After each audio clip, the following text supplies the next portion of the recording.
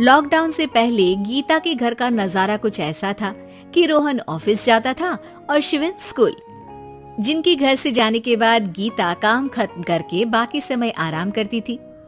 लेकिन लॉकडाउन के बाद ऑफिस और स्कूल घर में ही खुल गए और इससे गीता का हाल वो तो आपको देखने में ही मजा आएगा।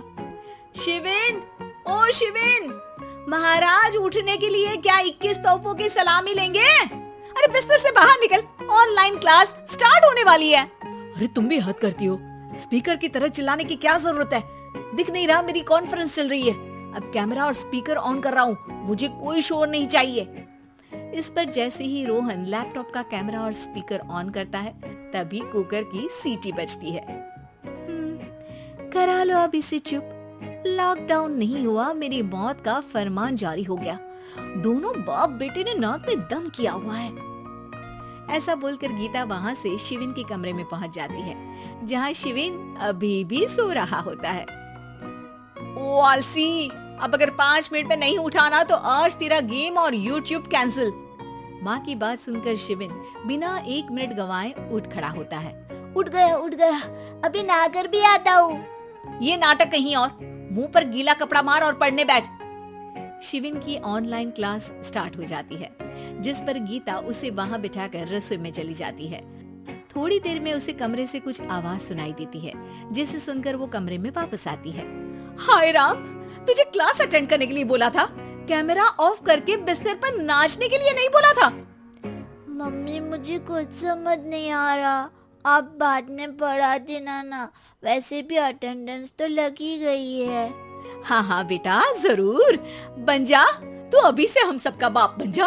अरे नहीं मतलब कहाँ से लाते हो इतना दिमाग, और पढ़ाई करते हुए ये चला कहाँ जाता है? नाइस क्वेश्चन, दिमाग से पूछकर बता दूंगा। शिविन की बातों से परेशान होकर गीता उसे मारने के लिए जैसे ही आगे बढ़ती है तभी वो कमरे से बाहर भाग जाता है। अब शिविन आगे और गीता हाथ में चप्पल पकड़े उसके पीछे पीछे पूरे घर में दोनों घूम रहे होते हैं। इसी बीच वो रोहन के पास पहुंच जाता है और शिविन को मारने वाली चप्पल रोहन के लैपटॉप पर जाकर गिरती है। ओए माँ! मम्मी, अब पापा को चप्पल मार रही हो? वो आज तक के रिपोर्टर, चुपचाप जाकर क्लास अटेंड कर ले, नहीं तो अगली तेरे पीछे लगेगी।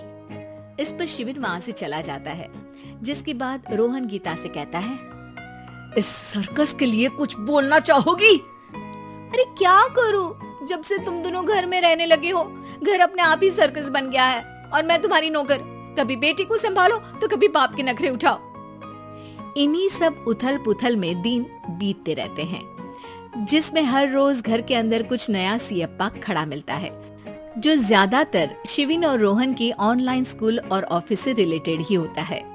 एक सुबह, शिविन चल उठ, आज की क्लास जल्दी है। कैमरा ऑफ करके आप अटेंड कर लो। अरे ऐसे छित्तर पड़ेंगे, दादी नानी सब एक साथ याद आ जाएंगी। गीता की लाख मशक्कतों के बाद क्लास तो खत्म हो जाती है, लेकिन उसके बाद शिविन फोन इस्तेमाल करते हुए इंस्टाग्राम रील बनाने लगता है। रसोड़े में कौन था? तुम थी, मैं थी, कौन था? हाँ, मैं गरीब हूँ। अरे ओ गरीब के बेटे, आजा, मैं बनाती हूँ तुझे गरीब। मैं बताती हूँ रसोड़े में कौन था। पढ़ाई करने बोलो तो इनकी माँ मर जाती है, और ये पागलपंतियाँ जितनी मर्जी करा लो। गीता शिविन को डांट रही होती है, तभी रोहन बीच में बोल पड़ता है, अरे बच्चा ही तो है, इतना गुस्सा क्यों कर रही हो?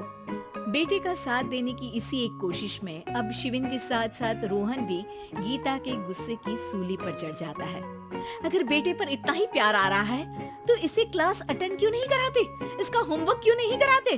उस समय तो बहुत जल्दी मीटिंग आ जाती है, वो काम मैं करूँ और यहाँ इस बेफिजूली की चीज में तरफदारी करके बन जाओ महान। हे भगवान, कोई तो इनके ऑफिस और स्कूल खुलवाओ, मैं इन्हें और घर में नहीं सह सकती। अरे कुछ और मांग लेती, क्योंकि तुम्हारी ये विश इस साल तो पूरी होने से रही, कोरोना। हाय नास बेटे ने जिंदगी ही बर्बाद कर दी। खाए कोई पचाए कोई, कल मुझे चुन चुन कर सबको मेरी बद्दुआ लगेगी। उन्होंने दुनिया का और इन बाप बेटे दोनों ने मेरा जीना मुश्किल कर दिया। गीता वहाँ से चली जाती है, जिसके बाद रोहन शिविन से कहता है, अरे तुम्हारी मम्मी इतनी भड़की हुई क्यों है? आपकी वजह से पूरा समय घर में रहते हो और उस पर कोई काम कराने की जगह बस ऑर्डर देते रहते हो। अच्छा बेटे, सारा इल्जाम मुझ पर? पूरा दिन तो वो तुम पर ही चिल्लाती है। हाँ, मतलब दोनों का 50-50 है, कुछ करना पड़ेगा। वो कहते ना, make the best out of worst. I have an idea. वैसे तुम्हारी माँ सही कहती है, बहुत जुबान चलाने लगे हो, कम बोला करो। अगली सुबह रोहन और शिविन अपनी गलती को सुधारने के लिए गीता के उठने से पहले घर का आधा काम खत्म कर देते हैं, जिसे देखकर गीता खुश हो जाती है और फिर बाकी बचा काम वो तीनों मिलकर पूरा कर लेते हैं। जिसके बाद अब वो सब मिल बांट कर हर काम में एक दूसरे की मदद करते हुए लॉकडाउन का मजा लेने लगते हैं।